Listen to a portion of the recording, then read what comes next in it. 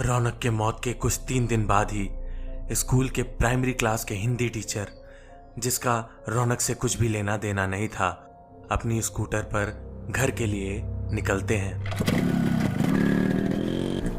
और अपने पसंदीदा चाट की दुकान पर स्कूटर खड़ा करते हैं। चाट वाले की खटखट की आवाज से उनके मुंह में पानी आ रहा था। वह दुकान की तरफ बढ़ते हैं कि एक छोटी सी बच्ची हंसते हुए आती है और उनके स्कूटर पर एक लिफाफा रखती है। वह उससे कुछ पूछते कि बच्ची जैसे आई थी वैसे ही गायब हो गई। वह लिफाफा उठाकर उसे फाड़ते हैं, जिसमें एक पर्ची और एक गुलाब का फूल निकलता है, जिसके ऊपर लिखा था, अगले तुम। रौनक की तुरंत हुई घटना से वह थोड़ा घबराए हुए थे।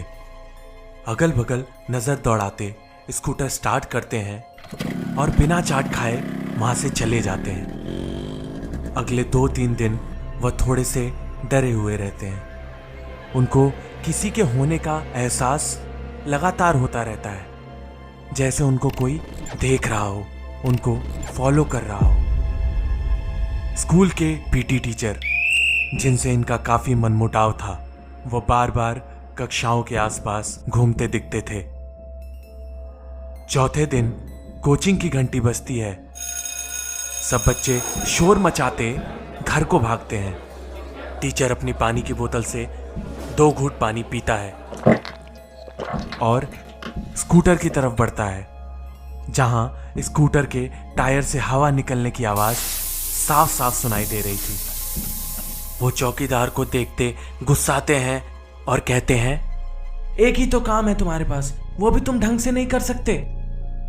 चौकीदार पास आते टायर की तरफ झुकता है और उसके जेब से एक माचिस गिरता है।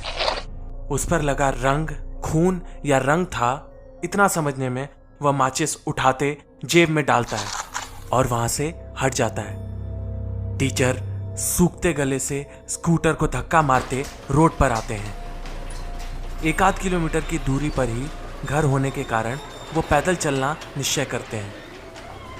तेजी से आ रहे गाड़ियां और उनके आवाजों के शोर में वह हाफते एक किनारे धक्का मारते चले जा रहे थे।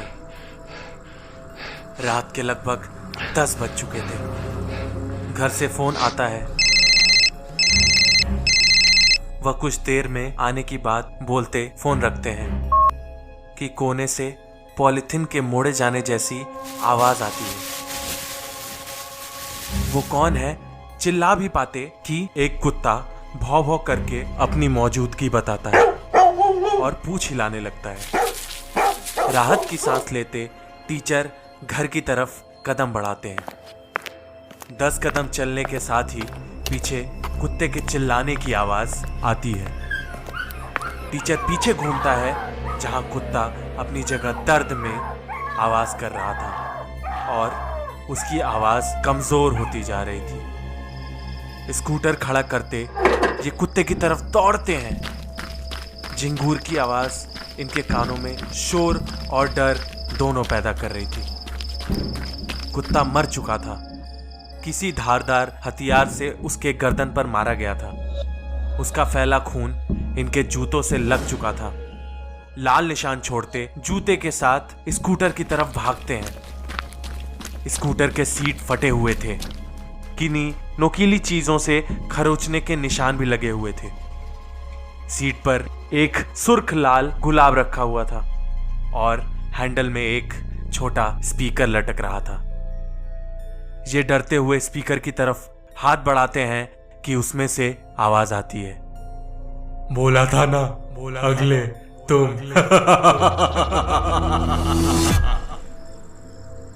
वो स्कूटर छोड़ते घर के लिए दौड़ पड़ते हैं कि पीछे से आ रही रोशनी उन्हें एक उम्मीद देती है। एक टैक्सी उनकी तरफ चली आ रही थी।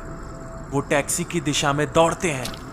टैक्सी उन्हें देखकर हॉर्न बजाता है और गाड़ी रुक जाती है। वो भागते हुए जाते हैं, दरवाजा खोलते हैं और टैक्सी के पीछे की सीट पर बैठ जाते हैं। तभी सुई चुभने जैसे दर्द का एहसास होता है।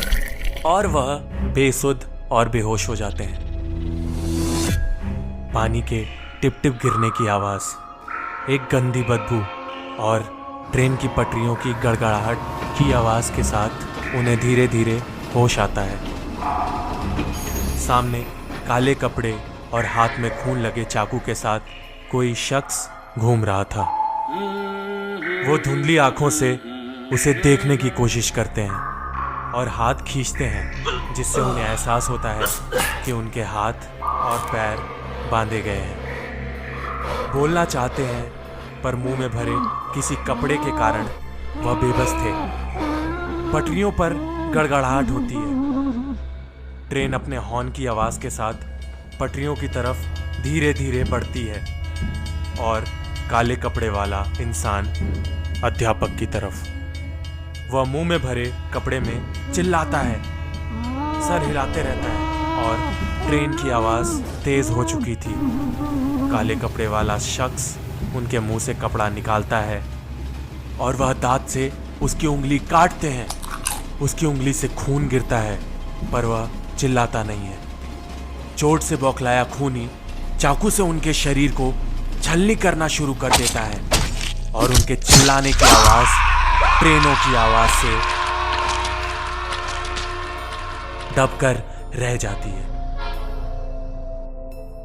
अगली सुबह पुलिस वालों को अध्यापक की लाश पटरियों पर पड़ी ट्रेन से कटी हुई मिलती है। पोस्टमार्टम में पता चलता है कि उनके शरीर का दायां हाथ मौत से पहले ही काट लिया गया था और पटरियों पे पड़ी लाश में दायां हाथ अब भी नहीं था। पूरा स्कूल कुछ दिनों में हुए घटनाओं से घबराया हुआ था और अगले दिन पुलिस पूरे अध्यापक और कर्मचारियों से मिलने आती है। पुलिस आ चुकी थी और लंच की घंटी बजती है। सारे टीचर इकट्ठा हो रहे थे। पुलिस प्रिंसिपल से बात कर रही होती है कि एक पुलिस वाला चौकीदार के हाथ में लगे चोट को देखकर उसकी तरफ बढ़ता है। तभी पीटी टीचर भी आते हैं और फाइल रखते हैं। उनके भी हाथ पर ठीक उसी जगह घाव के निशान थे। पुलिस दोनों के हाथ देखती रहती है। सवाल जवाब शुरू होता कि ऊपर के कमरे में से कुछ गिरने की आवाज आती है और शोर भी।